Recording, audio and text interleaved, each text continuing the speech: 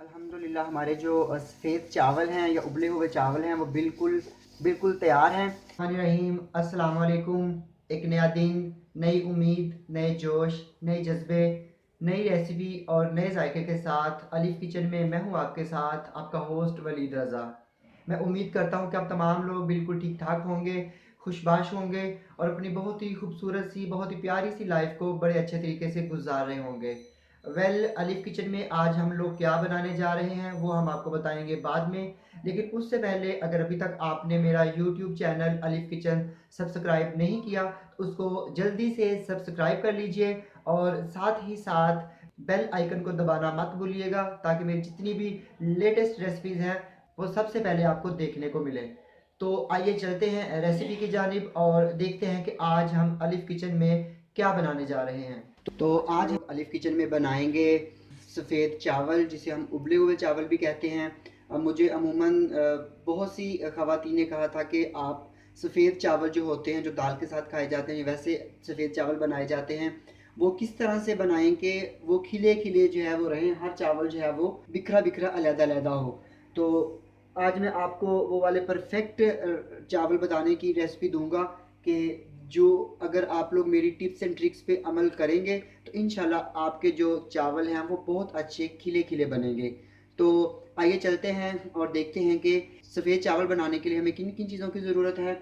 यहाँ पे मैंने 1 kilo good quality basmati rice ले लिए और इनको 2-3 दफ़ा पानी से धोकर मैंने 45 मिनट से 1 घंटे के लिए मैंने इनको पानी में भिगो के रख दिया था। यहाँ पे 3 से 4 टेबल स्पून इसमें जाएगा ऑयल और 1.5 टेबल स्पून यहाँ पे मैंने डाला है इसमें नमक। नमक अगर मुझे कम लगा तो मैं इसमें और ऐड कर दूंगा। एक बात जो मैं आपको बताना चाहूँगा कि रेसिपी जब आप लोग वीडियो देखोगे तो हर इंग्रेडिएंट के साथ जो उसकी लिखी हुई क्वांटिटी होगी वो एग्जैक्ट क्वांटिटी होगी, ठीक है। अमूमन नमक में, मिर्च में अगर थोड़ा बहुत कोई कमी बेशी रह जाती है तो वो मैं उसमें ऐड करके आपको बता देता होता हूँ। लेकिन अमूमन अगर होगा कि मैंने 1 टीस्पून बताया लेकिन वहाँ पे लिखा हुआ 1.5 टीस्पून या 1.5 टीस्पून होगा तो उसका मतलब है कि वो जो लिखी हुई मेरी क्वांटिटी है वो बिल्कुल ठीक है।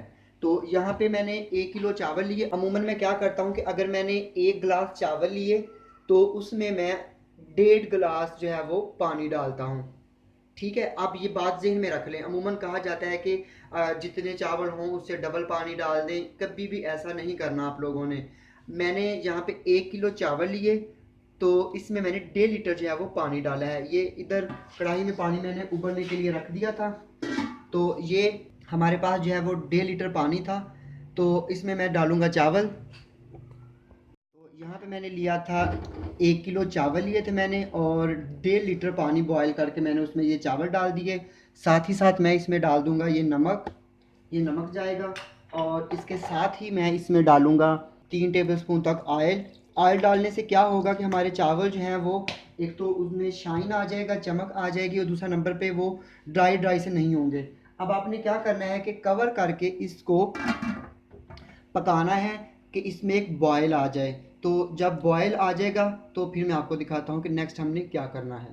तो तेज़ आंच पे जो है मैंने चावलों को, तेज़ आंच पे आपने चावलों को इतना पकाना है तो इसमें एक बॉयल आ जाए। जब पानी में बॉयल आना शुरू हो जाएगा तो आपने इसकी मीडियम लो आंच पे इसको इतना पकाना है कि इसमें हल्का हल्का सा पानी रह जाए। ये देखें, अब इसमें हमारा जो है वो बॉयल आना स्टार्ट हो गया है। तो अब मैं इसको कवर करके मीडियम लो हीट पे इतना पकाऊंगा कि इसका पानी जो है वो हल्का हल्का से रह जाए, फिर हम इसको दम करेंगे। तो कवर करके हम लोग इसको मीडियम लो आंच पे पकाते हैं, यानी कि हल्की दरमियानी आंच पे इसको पकाते हैं ताकि इसका पानी जो है वो खुश्क हो जाए और चावल अच्छे से गल जाए। तो फिर हम आपको मिलते हैं बाद में। हमारे चावलों को पकते हुए जो है वो तकरीबन 3 से 4 मिनट हो गए हैं। ये देखें, पानी इनका जो है वो खुश्क हो गया है, इसमें हल्का हल्का जो है वो पानी रहना चाहिए। तो आपने इनको लगा देना है दम। तो अब मैं इनको जो है वो दम लगाता हूँ। मीडियम लो आंच पे रखा मैंने इनको। मीडियम लो आंच का मतलब है कि दम जिस आंच पे लगाते हैं उससे थोड़ी सी जो हाई हीट हो उसको बोलते हैं मीडियम लो। तो अब मैंने एक कपड़ा लिया, कपड़ा ले लें, रुमाल ले लें, कोई भी चीज़ जो आप इसको जिस भी नाम से बुलाते हैं। उसको मैंने पानी में गर्म भिगो दिया और गीला कर लिया। अब मैं इसका जो है वो इसको मैं दम पे रखूँगा 20 मिनट के लिए। 2 मिनट के लिए आपने इसको मीडियम लो आंच पे ही रखना है। उसके बाद आपने इसको बिल्कुल धीमी आंच पे 20 मिनट के लिए पकाना है। अगर आपका बर्तन जिसमें आप चावल पका रहे हैं उसकी जो बेस है वो पतली है तो आप उसको किसी तवे पे रख के दम देंगे। तो यहाँ पे मैंने जो है इसको दम पे रख दिया है। तो अब मैं आपसे मिलता हूँ 20 मिनट के बाद और फिर देखते हैं कि हमारे चावल किस कंडीशन में हैं। चावलों को दम पे रखे हुए 15 मिनट हो गए हैं।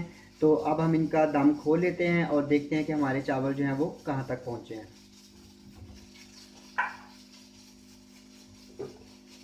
अल्हम्दुलिल्लाह, ये देखें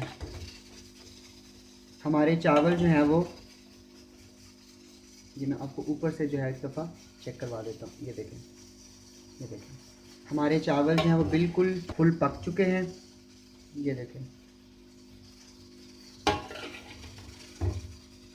अगर आप भी मेरी इस रेसिपी को फॉलो करेंगे तो इंशाल्लाह आपके भी जो चावल आप पकाओगे वो इंशाल्लाह बिल्कुल इसी तरह जो है वो पकेंगे।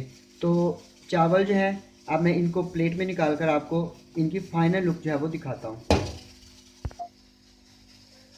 तो अल्हम्दुलिल्लाह हमारे जो सफ़ेद चावल हैं या उबले हुए चावल हैं वो बिल्कुल बिल्कुल तैयार हैं। तो ये देखिए हर चावल जो है वो अलग-अलग है।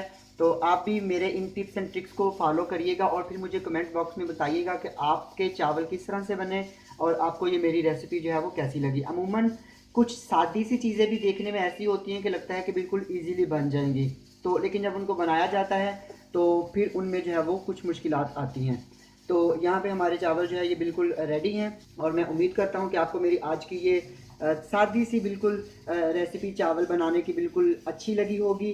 तो अगर आपको ये मेरी रेसिपी अच्छी लगती है तो लाइक करना, कमेंट करना और आगे शेयर करना इसको मत भूलिएगा। तो इसके साथ ही अलिफ किचन से वलीद रज़ा को इजाज़त दीजिए। इंशाल्लाह नेक्स्ट टाइम एक बहुत ही अच्छी सी रेसिपी के साथ दोबारा हाजिर होऊंगा। तब तक के लिए अल्लाह हाफिज़।